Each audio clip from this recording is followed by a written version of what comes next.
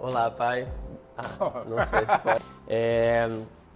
Hoje é nosso primeiro convidado no canal, é o Valdez Ludwig, e a gente vai conversar um pouco sobre o cenário, o que vem acontecendo desses 20 anos para cá, as mudanças das empresas, na economia, o que está rolando. Obrigado por estar aqui. O prazer é meu, muito obrigado.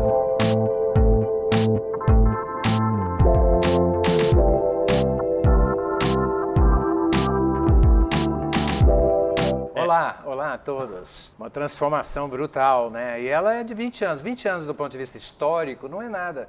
20 anos do ponto de vista de transformação de cultura não é nada. Mas a transformação na tecnologia, a transformação na gestão dos negócios, essa mudou e a transformação é muito grande. Por quê? Porque a presunção favorita do capitalismo se acabou, que é a propriedade. Você é dono de tudo, todo mundo é dono de tudo, todo mundo tem poder. A informação é uma coisa intangível, é o bem essencial. O conhecimento é o único fator de competitividade que sobrou. Portanto, o avanço do conhecimento é o único fator de competitividade que sobrou. E as pessoas? As pessoas passaram para o centro do processo. Porque o mundo que depende de inovação e qualidade é um mundo que depende das pessoas. Então, a única coisa que presta nas empresas hoje são as pessoas. Você vem falando essas coisas desde 97, 95? No movimento, né? A década de 90 foi caracterizada pelo movimento da qualidade total. Quer dizer, toda a base científica da administração estava calcada em cima da melhoria da qualidade. Isso foi na década de 90, quando eu comecei a trabalhar nessa área, quando eu comecei a dar treinamento e consultoria nessa área de qualidade. E essa foi a revolução muito violenta que aconteceu, porque as pessoas não estavam esperando por isso. A ISO 9000, por exemplo, fez grande sucesso no Brasil, por quê? Porque é didática. Em outros países que já tinham qualidade não precisava. E a gente batalhou muito por isso naquela época, foi uma década muito boa para o país do ponto de vista da melhoria da qualidade, tanto dos serviços quanto de produtos, mas nem tanto no modelo de gestão que continuava ainda um modelo antiquado como é até hoje. Na maioria das organizações nós temos um modelo baseado no modelo industrial velho. Manda quem pode, obedece quem tem juízo, processos, linha de montagem, todas essas coisas que já são encerradas nas empresas bacanas e que a maioria das outras ainda continua insistindo. E a gente vê a necessidade das empresas, então, há 20 anos atrás era mais a qualidade e agora te chamam para quê? Exato. Qual é a questão? O que aconteceu? A qualidade foi estabelecida, eu continuo insistindo, nas empresas que adotaram, né? E não tinha saída. Naquele momento, e na década de 90, não tinha saída. Quando você tem estabelecida uma questão resolvida, entre aspas, da qualidade, você parte para um outro patamar de gestão, que é a inovação. Não só a inovação de produtos, inovação de serviços. Por que acontece tudo isso?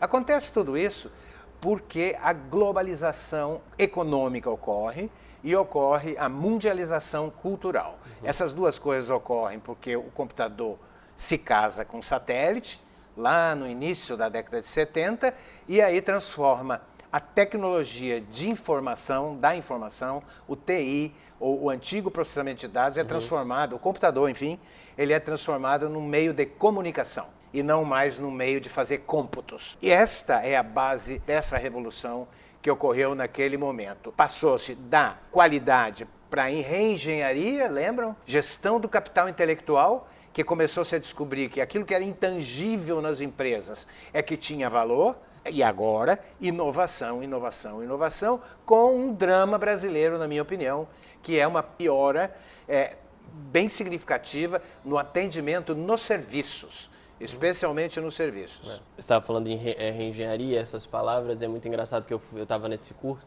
e aí eu falei reciclagem do professor. Certo. Estava errado. Estava errado. Acredito. Não era a palavra certa, porque o professor não se recicla. Não se recicla, o professor não se recicla. Então eu errei essas palavras. Então essas palavras são muito engraçadas, que vão mudando com o tempo, né? Esses conceitos que... e agora tem retrofit, né? Quer dizer, então você não tem mais reengenharia, você acabar tudo e começar tudo de novo, é só isso. A reengenharia tinha um problema, porque a reengenharia estava baseada na tese da terceirização, e uma terceirização desenfreada, enquanto que a tese da terceirização é outra, quer dizer, você deve entregar para alguém aquilo que você não faz bem, e você não deve entregar para alguém aquilo que porque vai ganhar mais dinheiro, por exemplo, ou mais lucro, né? É uma transformação, a base da transformação é essa, quer dizer, o conhecimento passa a ser o fator preponderante na gestão das organizações e do governo também. Quando você não tem conhecimento suficiente, você administra mal, e quando você não tem conhecimento, você é dominado por aqueles que têm. Essa é a história da humanidade, que está aí. Quer dizer, quem manda no mundo é quem tem conhecimento. E quem não tem, como 1/3 da população brasileira sem a 4ª série do ensino básico, realmente a gente fica com um vazio muito grande na questão do conhecimento, e isso, claro, gera desemprego também, e é outro assunto que nós podemos conversar. Que é uma loucura que a gente... eu não sei de quanto como ter trabalho no mundo sem emprego, eu não sei de que ano é. 98. Já não tinha emprego naquela época, mas eu cresci numa época porque a gente tinha emprego, né? Todo mundo estava muito feliz porque tinha emprego, e agora voltou aquela situação. Doido, né? Não, o sonho, alguns têm o sonho do serviço público, né? Que é a única opção que restou, né? O trabalho existe, o emprego é que acabou. Então hoje você tem muito trabalho, né? O Brasil está para ser feito. Se você andar na sua rua, você tem que fazer tudo, de limpar bueiro a plantar árvore. Quer dizer, trabalho tem muito e tem pouco emprego. Então, como fazer para juntar essas duas coisas? Não é juntar, não adianta.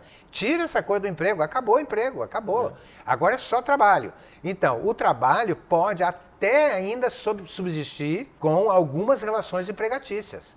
Mas o trabalho está cheio, muito trabalho. O que aconteceu é que nós mudamos de um capitalismo selvagem e de um socialismo ineficaz para uma outra coisa chamada conhecimentismo, que é um modelo político baseado em conhecimento. Quem desenvolver o conhecimento, olha só, não é simplesmente aprendizado, ensino-aprendizado.